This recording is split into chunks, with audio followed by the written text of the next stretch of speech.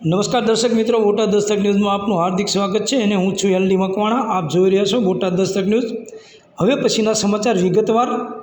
પાપ કરીને મહાપાપીઓ મહાદેવના શરણમાં છુપાયા। સુરત લૂંટ વિથ ગેંગરેપના આરોપીઓને પોલીસે જંગલમાંથી પકડ્યા। જ્યાં ઘટનાને અંજામ આપ્યો ત્યારે ટેરેસ પર દારૂ પાર્ટી કરી હતી। સુરતના પૂણા વિસ્તારમાં એક ઘરમાં ઘૂસી લૂંટ વિથ ગેંગરેપની બનેલી ઘટનામાં બંને આરોપીઓને ઝડપી પાડવામાં પોલીસને સફળતા મળી છે। ઘટનાની જાણ થયા બાદ તાત્કાલિક સ્પેશિયલ ટીમ બનાવીને આરોપીઓને ઝડપી પાડવાના પ્રયાસો શરૂ કરવામાં આવ્યા હતા, જેથી 17 કલાકમાં સુરતથી 350થી વધુ કિલોમીટર દૂર ભાવનગરના કમળેશ ગામ નજીક જંગલ વિસ્તારમાંથી જીવના જોખમે પોલીસે ગોવાળના વેશમાં આરોપીને ઝડપી પાડ્યા હતા। આરોપીઓ જંગલ વિસ્તારમાં આવેલા જંગલેશ્વર મહાદેવ મંદિરમાં છુપાયા હતા। અત્રે ઉલ્લેખનીય છે કે આરોપીઓ પાસે હથિયાર પણ હતું। આ સાથે જે મકાનમાં ઘટનાને અંજામ આપવામાં આવ્યો તેના ટેરેસ પર દારૂની પાર્ટી કરી હતી અને ત્યારબાદ આ જઘન્ય કૃત્યુ આચર્યું હતું। મૂળ ભાવનગરના વતની એવા દંપતી પૂણા ગામના સીતાનગર 4 રસ્તા પાસે ગીતાનગર સોસાયટીમાં એક ભાડાના મકાનમાં રહે છે। મકાનના નીચેના ભાગે કારખાનું ચાલે છે અને પતિ લેસ પટ્ટીના કારખાનામાં નોકરી કરે છે। 13 ફેબ્રુઆરીની રાતે દંપતી જમીને સૂઈ ગયું હતું। દરમિયાન મોડી રાત્રે 3:00 વાગ્યાના અરસામાં 2 શખ્સે તેમના મકાનનો દરવાજો ખખડાવ્યો હતો। દંપતીએ કોણ છે એમ પૂછતા આ બદમાશોએ પોલીસ હોવાનું જણાવ્યું હતું, જેથી પતિએ દરવાજો ખોલ્યો હતો। દરવાજો ખોલતા જ મોઢા પર બુકાની ધારી બદમાશ ચપ્પુ લઈને ઘરમાં ઘૂસી ગયા હતા અને પતિને ચપ્પુ બતાવી મારી નાખવાની ધમકી આપી હતી। પતિને બંધક બનાવીને પત્નીને ટેરેસ પર લઈ જઈને નિકુંજ ભીંગરાડિયા અને દિનેશ યાદવ દ્વારા સામૂહિક બળાત્કાર ગુજારવામાં આવ્યો હતો, જેનો વિડીયો પણ બનાવ્યો હતો અને ત્યારબાદ નીચે આવી તેના પતિને વિડીયો બતાવી જાનથી મારી નાખવાની ધમકી આપી હતી। આ સાથે 35,000 રોકડા અને દાગીના સહિત 60,000ની મતાની લૂંટ ચલાવી ફરાર થઈ ગયા હતા। લૂંટની સાથે સામૂહિક બળાત્કારની ઘટના બનતા ઉચ્ચ પોલીસ અધિકારીઓનો કાફલો ઘટના સ્થળે દોડી આવ્યો હતો।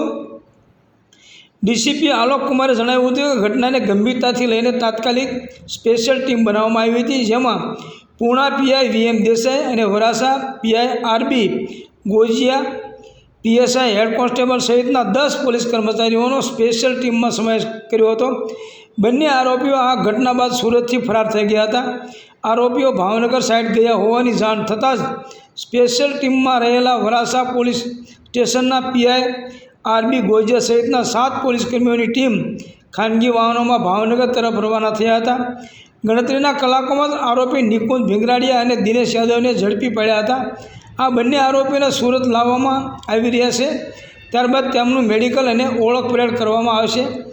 સીસીટીવીમાં 3 શકમંદો હોવાનું જણાવ્યું હતું અને સીસીટીવીમાં જોવા મળેલા ત્રીજા યુવકની આ ઘટનામાં સંડોવણી છે કે નહીં તે અંગે તપાસ ચાલી રહી છે।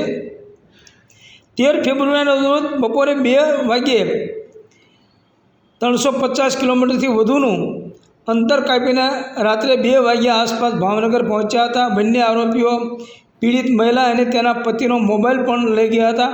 આરોપીઓએ પીડિત અને પોતાના મોબાઈલ ફોન પર સ્વિચ ઓફ કરી નાખ્યા હતા। જોકે બંને આરોપીઓ દ્વારા કરવામાં આવતા UPI અને બેંક ટ્રાન્ઝેક્શન પર નજર રાખવામાં આવી હતી, જેથી બંને ભાવનગરના કમળેશ ગામ આસપાસ ગયા હોવાના આધારે પોલીસ ત્યાં પહોંચી હતી। વરાસા પોલીસ સ્ટેશનના પીઆઈ અને સ્પેશિયલ ટીમના સભ્ય એવા RB ગોંજિયાએ જણાવ્યું હતું કે બંને આરોપીઓ કમળેશ ગામથી અંદર 3 કિલોમીટરના જંગલ વિસ્તારમાં આવેલા જંગલેશ્વર મહાદેવ મંદિરમાં છુપાયા હતા।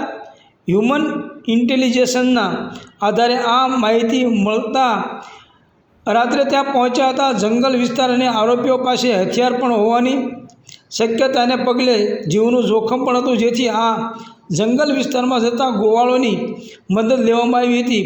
આ સાથે જ અમારી ટીમના 7 જેટલા સભ્યો દ્વારા ગોવાળોનો વેશ ધારણ કરવામાં આવ્યો હતો।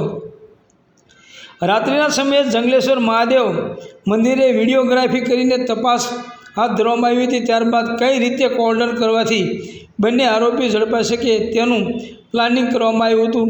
સવારે 5:30 વાગ્યા આસપાસ તમામ પ્રકારની તપાસ બાદ બંને આરોપીઓને પકડી પાડવાનો નિર્ણય કરવામાં આવ્યો હતો.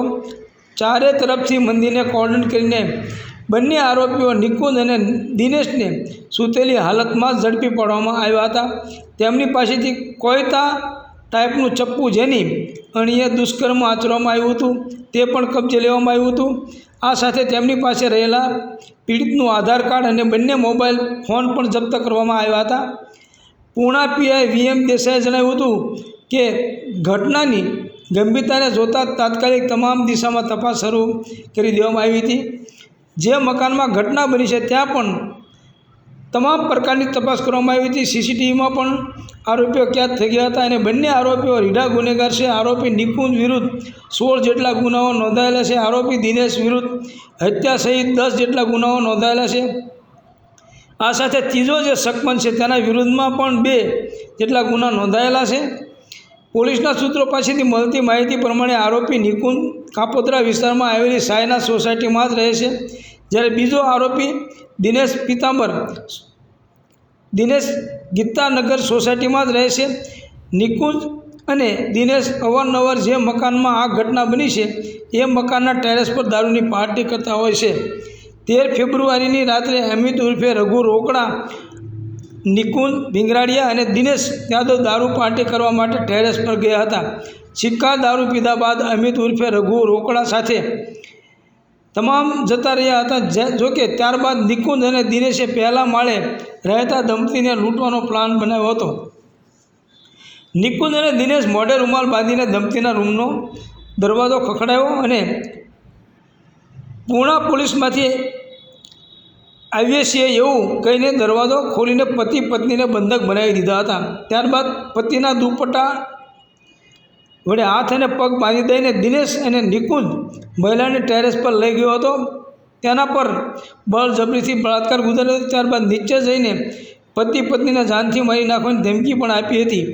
ગભરાઈ ગયેલા પતિ પત્નીએ સવાર સુધી આ બાબતે કોઈને જાણ કરી ન હતી અને ત્યારબાદ ફરિયાદ નોંધાવી હતી. સૌજન્ય દિવ્યા ભાસ્કર, બોટાદ દસ્તક ન્યૂઝ, LD મકવાણા, બોટાદ.